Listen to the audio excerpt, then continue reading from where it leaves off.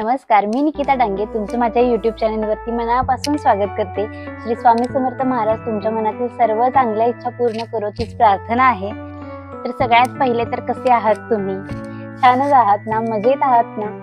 तर खूप दिवसानंतर आज व्लॉग येतोय आणि त्याचं कारण तर तुम्हाला माहितीच आहे। माझी मुलगी छोटी असल्यामुळे थोडं तिच्याकडे जास्त लक्ष द्यावं लागतं आणि आदलीकडची मुले खूपच हायपर ऍक्टिव्ह असल्यामुळे थोडं सुद्धा दुर्लक्ष करून चालत नाही त्यांच्याकडे।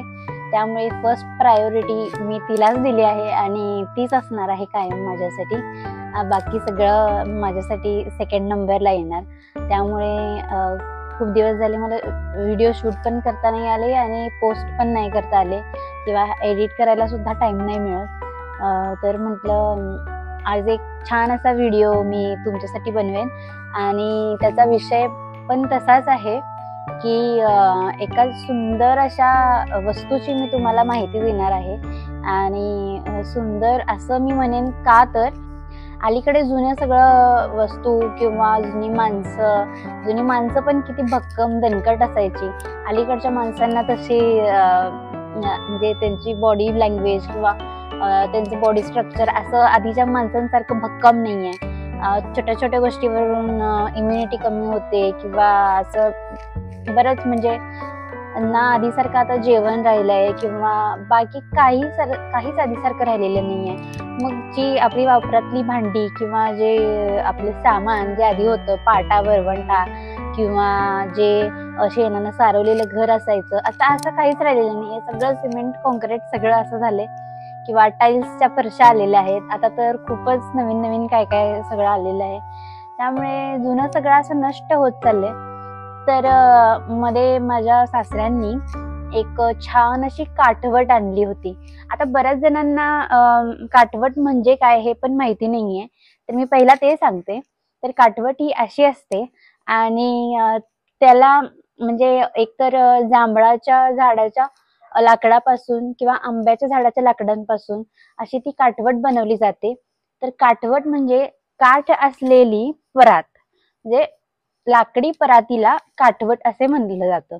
तर आता सहसा कुणाकडेच ही नसते। ज्या माणसांना जुनं सगळं घरी आणायची किंवा असावं असं काहीतरी घरी त्यांना आवड असते, त्यांच्याच घरी असं काहीतरी मिळतं आपल्याला। तर असेच माझ्या सासऱ्यांना सुद्धा आवड आहे की अशा वस्तू काहीतरी साठवायच्या किंवा घरी आणायच्या ज्या शरीराला उपयोगी आहेत, ज्या आपल्या दैनंदिन जीवनात वापरल्या जातील, ज्यांचा आपल्या शरीराला खूप फायदा आहे। अशा वस्तू आमच्या काही घरात आहेत ज्या जुन्या आहेत त्या म्हणजे खलबत्ता जो दगडाचा बनवलेला असतो तो, परत पाटा वरवंटा किंवा जातं हे सगळं आमच्या घरी आहे। अगदी ते उखळ जे पार्किंग मध्ये आमच्या अशी ते हे सुद्धा आहे दगडाचं फिक्स केलेलं तिथे। काठवटीचीच माहिती आज मी देणार आहे की जुन्या काळात या लाकडापासून बनवलेल्या काठवटी वापरल्या जायच्या भाकरी करायला। त्याचा उपयोग मूळ म्हणजे भाकरी करायलाच होतो। त्यात ऑप्शनल आपण चपातीचं पीठ वगैरे पण मळू शकतो, त्याचा काही प्रॉब्लेम नाहीये। पण भाकऱ्या सुंदर आणि एकदम पातळ ज्या होतात त्याच्यात त्या बाकी कुठल्याच परातीत नाही होणार। अगदी सोन्याची परात घेतली तरी त्यात नाही होणार, एवढ्या छान भाकऱ्या होतात आणि त्याच्या शारीरिक आपल्याला खूप फायदे आहेत। पण ती परात जी काठवट असते ती वापरण्याच्या आधी त्याला काही प्रक्रिया आहेत त्याला स्वच्छ हे किंवा म्हणजे ती खूप दिवस टिकावी यासाठी ते मी तुम्हाला या व्हिडिओमध्ये सांगणार आहे की कशी त्याला तुम्ही काय काय प्रोसेस करून तुम्ही त्याला वापरायला घेऊ शकता। तर पहिले तर दोन प्रकार असतात त्यात, एक पूर्ण फिनिशिंग केलेलं असतं आणि एक थोडंसं खरबडीत वगैरे असतं। तर ते तुमच्या ह्याच्यावरती आहे की तुम्हाला कोणते घ्यायचे। पण लोक असं प्रेफर करताना जास्त फिनिशिंग केलेलं नाही घेत, कारण ते शेवटी त्याच्यावरती प्रक्रिया वगैरे केलेली असते त्यामुळे त्यातला नॅचरलपणा सगळा गेलेला असतो। तर थोडीशी खरबटीत असते ती कधीही आरोग्यासाठी चांगली असते। तर मी तुम्हाला आता थोडेसे स्टेप आता सांगते आणि मग मी पूर्ण तुम्हाला दाखवणार आहे की ते मी कसं ते वापरायला घेतलं किंवा त्याच्यावर काय काय प्रोसेस केली. तर सगळ्यात पहिला तर काठवट आणल्यावर 2 ते 3 दिवस त्याला हळद आणि तेल लावून चांगलं त्यात तेल मुरवून द्यायचं. तर त्या लाकडाला ते लाकूड खूप दिवस टिकतं. त्याला चिरा नाही पडत किंवा ते खराब नाही होत किंवा फुगणार नाही. त्यामुळे 2 ते 3 दिवस त्याला तेल आणि हळद याचा लेप लावायचा सगळीकडे. त्याच्यावर जवस आणि ताक म्हणजे जवसाचं पूड करून घ्यायची आणि ती ताकात मिक्स करायची आणि ते तुम्ही त्याच्यावरती लावायचं. असं 2 दिवस करायचं आणि ते पूर्ण वाळवून द्यायचं आणि त्यानंतर ती परात धुवून घ्यायची स्वच्छ आणि मग त्यात छान अशा भाकऱ्या होतात. तर चला मी तुम्हाला आता ती प्रोसेस दाखवते.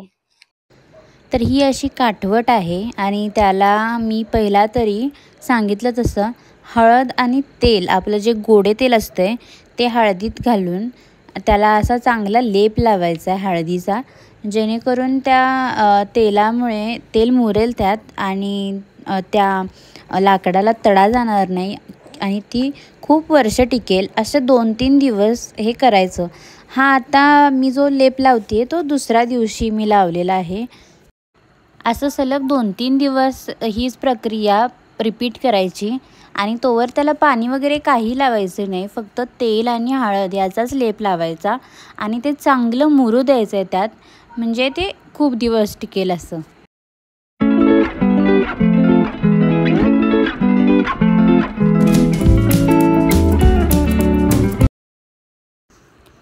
आता तिसऱ्या किंवा चौथ्या दिवशी मगाशी मी जसं सांगितलं त्याप्रमाणे जवसाची पूड करून ती ताकात मिक्स करायची आणि त्याची थिक पेस्ट बनवायची आणि ती अशी त्या परत हळदीवरती त्याचा लेप लावायचा.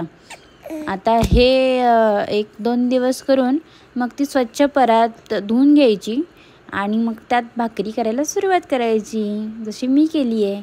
आणि फर्स्ट टाईम खरंच खूप मला एक्साइटमेंट होती की कशा होतील भाकरी, काय होतील. पण खरंच मला भाकऱ्या तर एवढ्या अजिबात जमत की पहिला कधीच अशा माझ्या भाकऱ्या झाल्या नव्हत्या. एवढ्या सुंदर भाकऱ्या झालेल्या खरंच. आणि तुम्हालाही जर अशी आवड असेल वगैरे तर नक्कीच तुम्ही अशी काठवट आणून घरी तुमच्या ठेवू शकताय. आपली पारंपरिक एखादी आठवण म्हणून. आपली जुनी संस्कृती, आपल्या रीतीभाती या सगळ्यांनाच काही ना काही अर्थ होता आणि त्यासाठीच जुन्या वस्तू किंवा जुन्या परंपरा या खूप महत्त्वाच्या आहेत. तर आणि त्या आपणच कुठेतरी जपल्या पाहिजेत असं मला वाटते. तर असा हा व्हिडिओ होता आजचा आणि तुम्हाला व्हिडिओ आवडल्यास नक्की लाईक, शेअर आणि कॉमेंट करा आणि चॅनलला सबस्क्राईब करायला विसरू नका. चला मग भेटूया नेक्स्ट व्लॉगमध्ये. बाय.